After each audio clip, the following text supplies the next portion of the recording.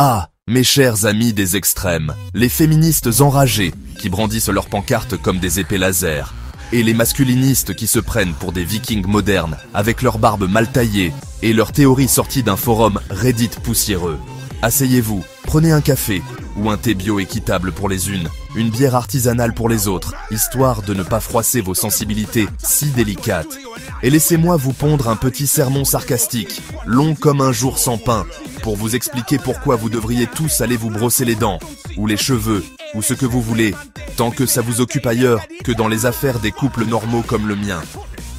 Commençons par vous, mesdames les guerrières du féminisme pur et dur, celles qui hurlent « pas de cuisine pour les hommes oppressifs », comme si faire une omelette était un acte de trahison envers Simone de Beauvoir. Oh là là, quelle horreur!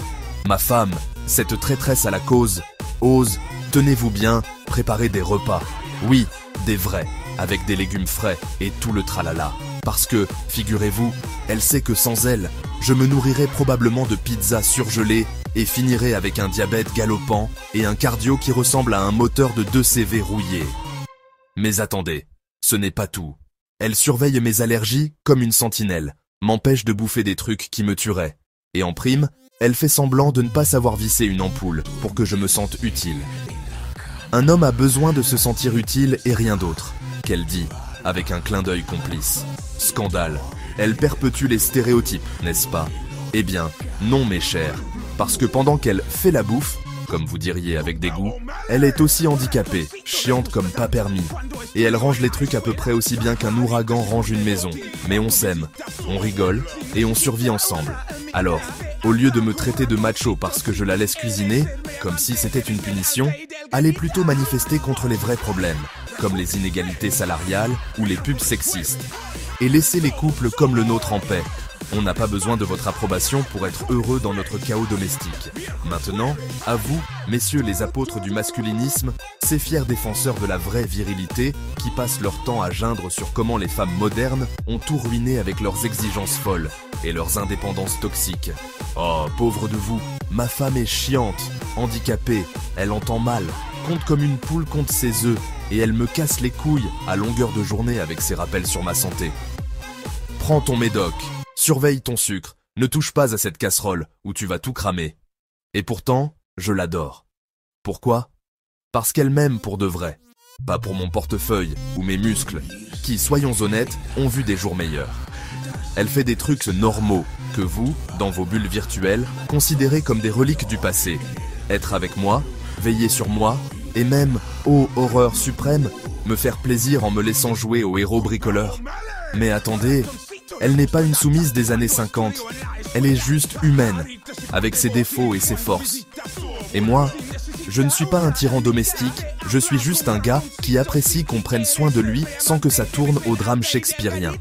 Alors, arrêtez de pleurnicher sur les féminazis qui volent vos jobs ou vos sandwichs, et réalisez que les relations, c'est pas une guerre des sexes où l'un doit dominer l'autre.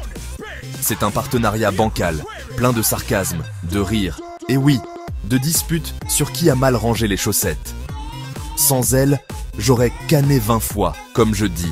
Et sans moi, elle se débrouillerait peut-être, mais ce serait moins fun. Donc, rangez vos théories conspirationnistes et allez chasser des dragons imaginaires ailleurs. Et pour les deux camps, parce que vous adorez vous unir dans votre bêtise collective. Arrêtez de juger les couples comme le nôtre, comme si on était des fossiles vivants d'une ère patriarcale ou matriarcale oubliée. On n'est pas parfait, loin de là. Elle est chiante, je suis probablement un emmerdeur à mes heures, et notre maison ressemble parfois à un champ de bataille post-apocalyptique. Mais on s'aime, on se complète, et on rit de nos travers. Le secret d'un couple réussi, pas vos manifestes interminables ou vos podcasts enragés, non. C'est de faire semblant quand il faut, de veiller l'un sur l'autre, sans compter les points, et de dire « merde » aux extrêmes qui veulent tout politiser.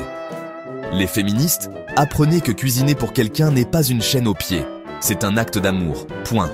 Les masculinistes, comprenez que se faire surveiller la santé par sa femme n'est pas une castration. C'est une preuve qu'elle tient à vous plus qu'à son indépendance absolue.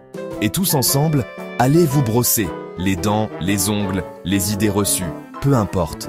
Laissez-nous, les couples chiants, mais heureux, vivre notre vie sans vos leçons moralisatrices. Parce que, au final, pendant que vous débattez en ligne jusqu'à l'aube, nous, on mange un bon repas maison, on rigole d'une blague idiote, et on se couche en se disant que ouais, c'est pas parfait, mais c'est à nous. Voilà, mon petit pavé sarcastique est servi. Si ça vous a fait sourire, ou grincer des dents, c'est encore mieux. Tant mieux. Sinon, eh bien, continuez à vous brosser, ça occupe.